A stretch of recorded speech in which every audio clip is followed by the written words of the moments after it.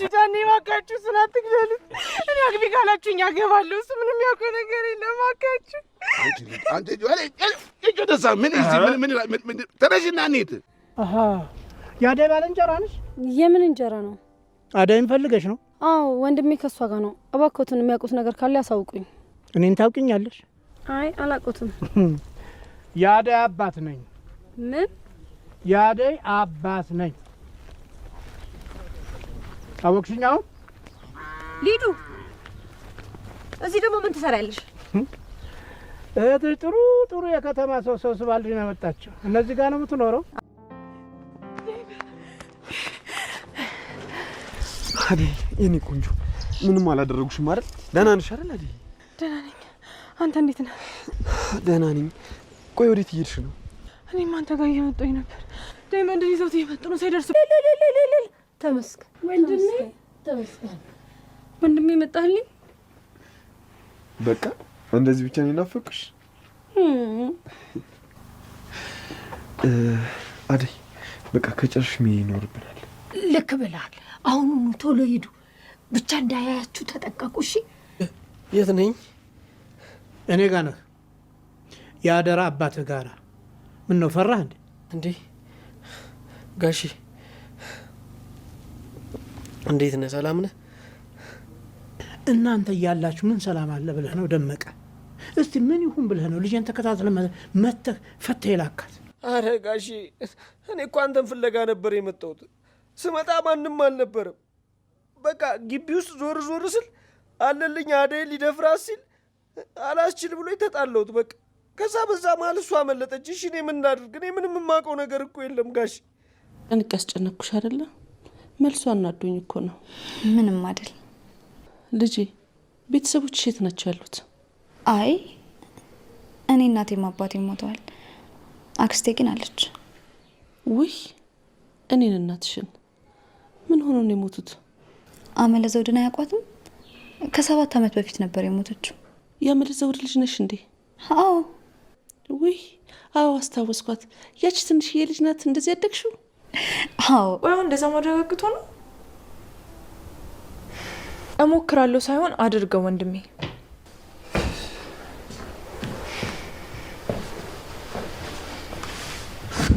ከማን ጋር ነው ስልኩን የምታወሪው? ከባሪክ ጋር ነው። ምን ነው? አይ ስታይኝ ዘጋሽ ብዬ ነው። ስናወራ ቆየን። አሁን ጨርሰናል። ለሌለችም እንዴ? የለችም። መች ቤት ውስጥ ቂጦ ይቀመጣል እሷ። የት ሄዳ ነው? ናውል ደውሎላት እሱን እያወራች ወጣች። ናውል ጋር ምን ትሰራለች? እኔ ምን አውቄ የላ። እኔ ግን እንደ እህት ልምከር፣ ለሊን ተቆጣጠራት። አደይ ከእስራት ተፈታለች። አደይን ከእስራት ያስፈታት እንዲሁም ከአባቷ እጅ ያስመለጣት ዳይመንድ ነው። ታዲያ አደይን ለማስፈታት ትልቅ ዋጋ ከፍሎላታል። ሰላም ጤና ይስጥልኝ ውድና የተከበራችሁ የቻናሌ ቤተሰቦች እንደምን አላችሁ? በያላችሁበት ሰላምና ፍቅር ደስታ ይብዛላችሁ እያልኩኝ ዛሬም በአዲስ ቪዲዮ ተመልሼ መጥቻለሁ። ለቻናሌ አዲስ ከሆናችሁ ሰብስክራይብ በማድረግ ቤተሰብ አድርጉኝ። እንዲሁም ላይክ እና ሼር በማድረግ ሀሳብ አስተያየታችሁን ኮሜንት ላይ አስቀምጡልኝ። አደይ ከእስራት ተፈታ ከዴቭ ጋር ወደ ከተማ ተመልሰዋል። አደይን ያስፈታት ዳይመንድ ነው። ዳይመንድ እንግዲህ ሁለታችሁ እዚህ ቆዩ በማለትም እንግዲህ ለአሹና ለኪንጎ ምልክት ሰጣችኋለሁ በማለት እሱ አልፏቸው ሄዶ ነበረ። ታዲያ አደይን ይዘዋት ከቤት ሊወጡ ሲሉ እሱም ሁለቱን ምልክት ስለሰጣቸው ወደ ውስጥ ገብተው ዴቭን ፈተውታል። እሱም አደይን ይዘው ሲሄዱ ተከትሎ በመሄድም እንግዲህ አደይን እንድትለቀቅና ከዛ እንድታመልጥ አድርጓታል። አደይን ይዘዋት ቢሄዱ እንግዲህ ለዛ ለተባለው ሰውዬ ሊሰጡና እንዲሁም ከዛ ተመልሶ ዴቭን ለመጨረስ ወይም ደግሞ ለመግደል ነበር የተነጋገሩት። ዴቭም ከሞት አምልጧል። አደይም ከአባቷ እጅ አምልጣ ወደ ከተማ ሄዳለች ማለት ነው። ታዲያ ለረጅም ጊዜ ታስራ የነበረችዋ ሮማንም አስፈትተዋት ወደ ከተማ ይዘዋት ለመምጣት ሲያስቡ አለልኝና ጫኔ የተባሉት የክፍለ ሀገሩ ሁለቱ ሰዎች እንግዲህ አሁንም በድጋሜ እሷን አስጥለዋት ወደ ቤት መልሰው አስገብተዋታል ማለት ነው። አደይ ለሊሊ ደውላ ሰላም እንደሆነችና ወደ ከተማ ልትመጣ እንደሆነ ነገረቻት። ሊሊ እጅጉን በጣም ደስ ብሏታል። ፍቅር እንግዲህ አደይ ወደዚህ ቤት ተመልሳ ከመጣች እኔ ለመጨረሻ ጊዜ ከዚህ ቤት ውልቅ ብዬ ሄዳለሁ በማለትም በተደጋጋሚ እናቷን ታስፈራራለች።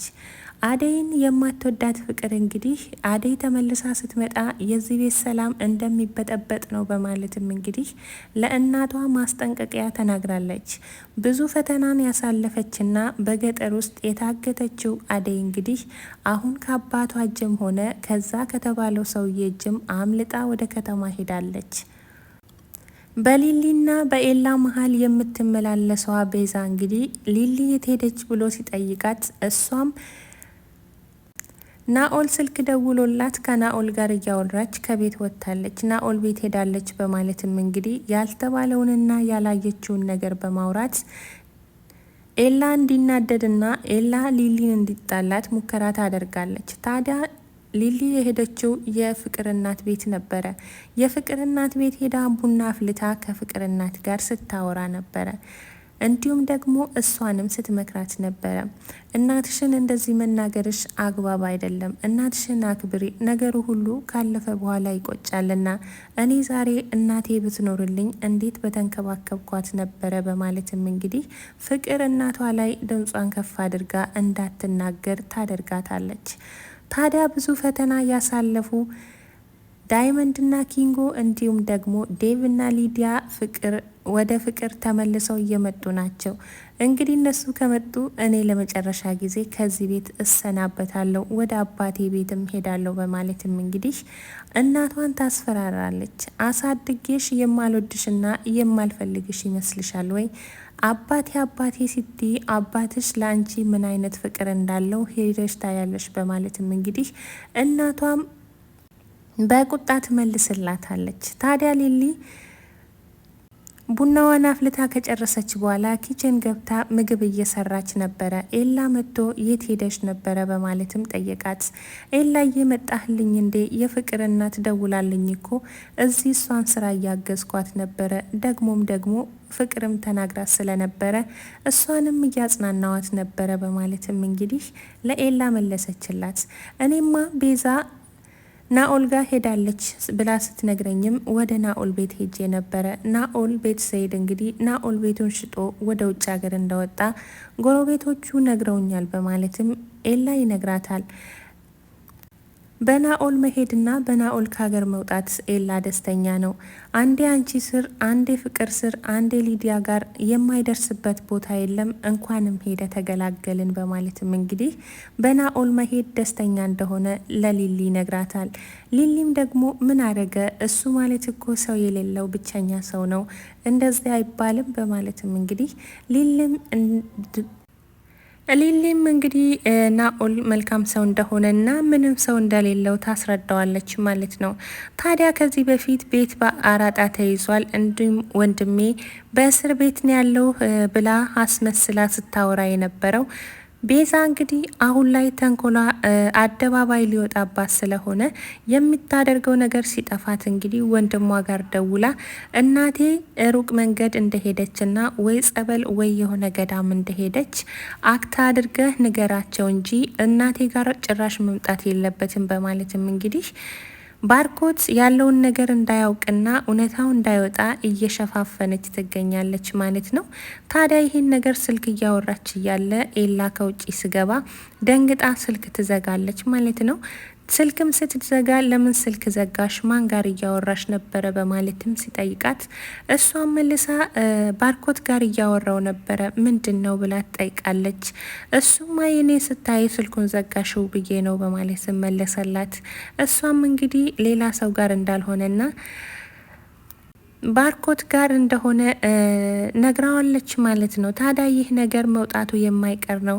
እሷ ሸፋፍና እስከ መቼ ልትደብቀው እንደፈለገች ባናውቅም፣ ታዲያ የተወደዳችሁ ውድ የቻናሌ ቤተሰቦች አሁን ላይ አደይ ወደ ከተማ ተመልሳ መጥታለች። አደይን እንደመጣች የፍቅር እናትም ስትሰማ በጣም ደስተኛ ሆናለች።